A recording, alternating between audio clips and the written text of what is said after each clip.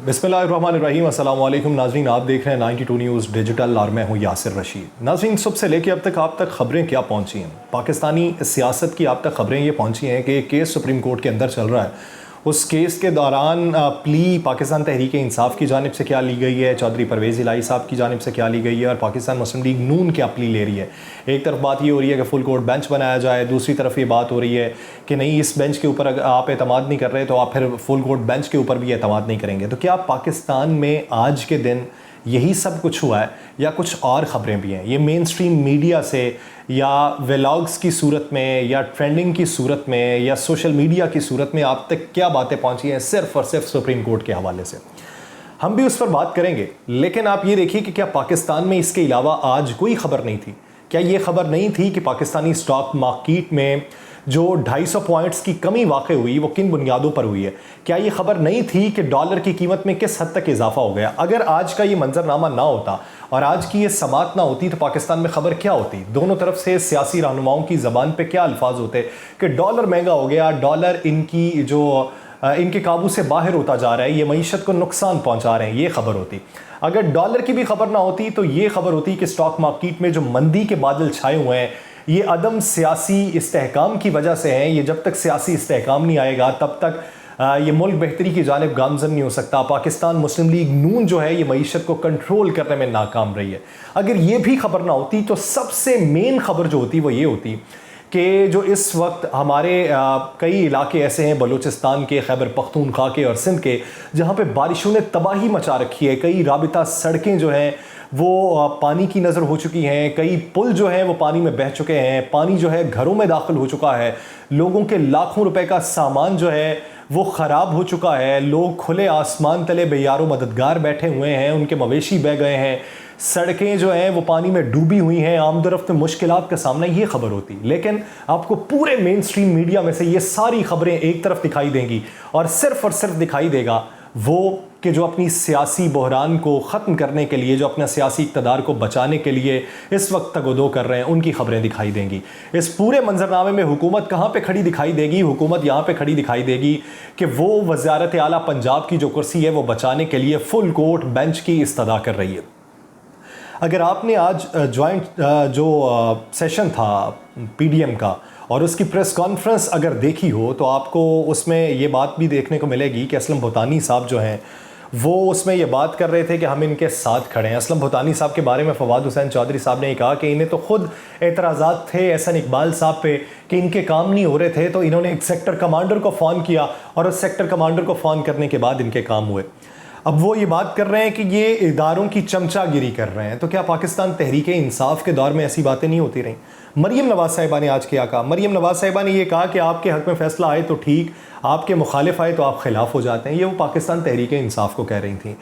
आप ये देखिए कि खुदा की पनाह हो कि जो इस वक्त पार्टी खुद अदलिया के ख़िलाफ़ एक मुनज़्ज़म कैंपेन चला रही है, आपने इतनी बड़ी प्रेस कॉन्फ्रेंस जो है वो अदलिया के ख़िलाफ़ करने के लिए वहाँ पे पूरा मंजरनामा सजाया है और आप उसी प्रेस कॉन्फ्रेंस के दौरान ये बात कर रहे हैं पाकिस्तान तहरीक इंसाफ के ऊपर कि पाकिस्तान तहरीक इंसाफ के हक़ में फ़ैसला आए तो उनके लिए अदलिया मोहतरम हो जाती है और अगर उनके ख़िलाफ़ आए तो वो अदलिया के ख़िलाफ़ हो जाते हैं। तो इस वक्त पाकिस्तान मुस्लिम लीग नून, जमीयत उलमा इस्लाम फ़े, पाकिस्तान पीपल्स पार्टी क्या कर रही है?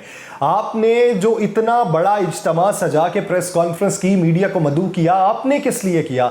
आप ये इस्तदा कर रहे हैं कि ये जो 3 जजेस पे मुश्तमिल बेंच है इसको तब्दील किया जाए और फुल कोर्ट बेंच तश्कील दिया जाए जिसमें सुप्रीम कोर्ट के तमाम जजेस साहिबान मौजूद हों और वो जो फैसला करें वो हमें मिन्नो अन कबूल होगा। यानी आप उन 3 जजेस के ऊपर एतराज़ात उठा रहे हैं, आपने उनके खिलाफ एक मुनज़्ज़म कैंपेन चलाई है और फिर आप ये देखिए कि पाकिस्तान तहरीक इंसाफ का मौक़िफ़ कि वो इस वक्त कहती है कि हम अदलिया के एहतराम में खड़े हैं। मैं एक बतौर पाकिस्तानी ये बात पूछना चाहता हूँ, मैं ना 3 में हूँ ना 13 में हूँ, लेकिन मैं ये बात आवाम के सामने रखना चाहता हूँ। वो कौन सी जमात थी कि जिसने ये कहा था कि रात की तारीकी में जो अदालतें खुलवाई गई ये किसके कहने पे खुलवाई गई? वो कौन सी जमात थी कि जिसने ये कहना शुरू किया कि अदालतों के खुलने पे ये रजीम चेंज का जो मामला था, इसको तकवीयत बख्शी गई है अदालतों की तरफ से। वो कौन सी जमात थी कि जिसने ये कहा था कि बैरूनी इशारों पे हमारी अदालतें खुलती हैं और हमारी अदालतों में उनकी सियासी हुक्मरानों की मंशा के मुताबिक फैसले किए जाते हैं? वो कौन सी जमात थी कि जिसने अदालत उज़्मा पे कदगन लगाने के लिए एक मुनज़्ज़म कैंपेन चलाई थी, जिसको अभी ज़्यादा वक्त नहीं गुजरा? तो याद कीजिए कि अगर वो तब मुनज़्ज़म कैंपेन चला रहे थे, तो अब फैसला जब उन्हें दिखाई देता है कि हमारे हक में होगा, तो वो मौजूदा हुकूमत के मुखालिफ खड़े हैं और अदालतों के साथ खड़े हैं। मौजूदा हुकूमत, इसके साथ लिंक स्टैब्लिश किया गया था कि हमारे अदालत उज़्मा के जो चीफ जस्टिस हैं, उनका लिंक स्टैब्लिश किया जाता है पाकिस्तान मुस्लिम लीग नून के एक रहनुमा के साथ, कि उनके साथ उनकी रिश्तेदारी है, तो इसलिए फ़ैसला उनके हक में आया। ये पाकिस्तान तहरीक इंसाफ तब कहती थी। तो क्या वो तब उनके हक में थे, उनके साथ रिश्तेदारी थी? तो अब रिश्तेदारी ख़त्म हो चुकी है। बात यहीं पे आके ख़त्म होती है कि जब आपकी मंशा के मुताबिक फ़ैसले हों, तब आपके लिए सब मोहतरम हो जाते हैं, और जब आपकी मंशा के मुताबिक ना हो तो आप उनके ख़िलाफ़ हो जाते हैं। फवाद हुसैन चौधरी साहब ये कहते हैं कि पाकिस्तान मुस्लिम लीग नून और पाकिस्तान पीपल्स पार्टी का अब ये आगे का अज़्म दिखाई दे रहा है कि ये फ़ौज के ख़िलाफ़ कैंपेन चलाएंगे। तो हुजूर पूछना ये है कि अभी हालिया दिनों के अंदर मुख्तदर हलकों के ख़िलाफ़ कैंपेन किसने चलाई थी? अपने जलसों के दौरान बातें किसने की थी? अभी इसी प्रेस कॉन्फ्रेंस में आगे जाके शीरी मज़ारी साहिबा क्या कहती हैं? वो ये कहती हैं कि हम न्यूट्रल से ये पूछना चाहते हैं कि सज़ा याफ्ता लोगों को आपने हुकूमत दे दी है, आप कब सोचेंगे? आपको तब समझ आएगी कि जब अमेरिका की फ़ौज आके पाकिस्तान पे मुसल्लत हो जाएगी।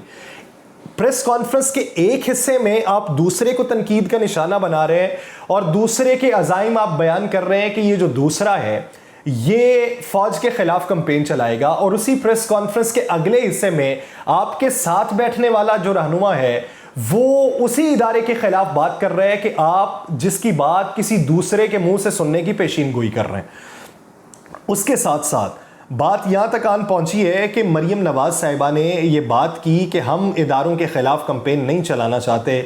नाम लेके अगर आप किसी पे एतराज़ करना चाहते हैं तो आपका हक है।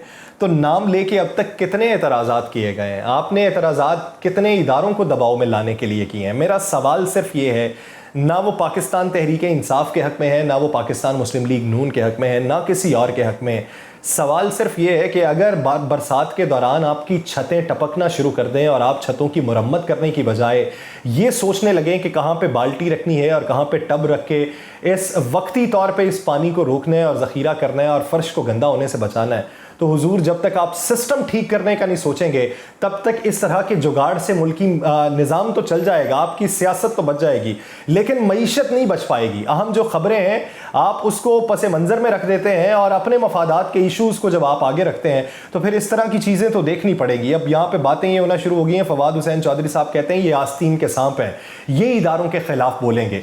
फिर साथ ही साथ आप ये देखिए कि पहले वो जो पाकिस्तान मुस्लिम लीग नून के लिए अच्छे जजेस हुआ करते थे जिन्होंने उनके हक़ में फ़ैसला दिया था, तो फिर जब तफसीली तौर पे फ़ैसला आया तो तफसीली तौर पे फ़ैसले में एक नई जहत ये सामने आई कि 3 जजेस जो हैं उन्होंने पाकिस्तान तहरीक इंसाफ को फ़ायदा दिया और 2 जजेस जो हैं उन्होंने पाकिस्तान तहरीक इंसाफ के ख़िलाफ़ अपनी ऑब्जर्वेशन में बात की, उन्होंने जो इख्तलाफी नोट लिखा। तो अब की बार वो 2 जजेस जो हैं वो उस पैनल में से माइनस हैं और बेंच में वो 3 जजेस हैं जिन्होंने पाकिस्तान तहरीक इंसाफ को फ़ायदा पहुंचाया था। ये पाकिस्तान मुस्लिम लीग नून मौक़िफ़ अपना रही है, तो इसलिए फुल कोर्ट बेंच बनाया जाए। इतराज़ आप किस पे उठा रहे हैं? चीफ जस्टिस ऑफ पाकिस्तान पे, किसी सेशन कोर्ट के जज पे नहीं उठा रहे, किसी डिस्ट्रिक्ट कोर्ट के जज पे नहीं उठा रहे, किसी हाई कोर्ट के जज पे नहीं उठा रहे, आप सुप्रीम कोर्ट के चीफ जस्टिस के बनाए गए बेंच पे एतराज़ उठा रहे हैं। अगर उस पर आपको एतराज़ है तो फिर आप फुल कोर्ट भी बना लीजिए, अगर उसमें भी आपकी मंशा के मुताबिक फ़ैसला नहीं आएगा तो एतराज़ तो आपका बरकरार रहेगा। इदारों पे तनकीद वक्ती तौर पे करके अपने महाज को गर्म करने की बजाय आप एक नुक्ते पे अगर मुत्तफ़िक होकर सिस्टम को ठीक करना चाहें तो हालात बहुत से तब्दील हो सकते हैं। जरदारी साहब अगर साल के दौरान एक बार मौके का फ़ायदा उठाने के लिए सियासतदानों को इकट्ठा कर सकते हैं उनकी सियासत बचाने के लिए, तो मईशत को बचाने के लिए वो किरदार अदा करके देख लें, तो हो सकता है नताइज इससे मुख्तलिफ हों। मुझे दीजिए इजाज़त, अल्लाह ने कहवा।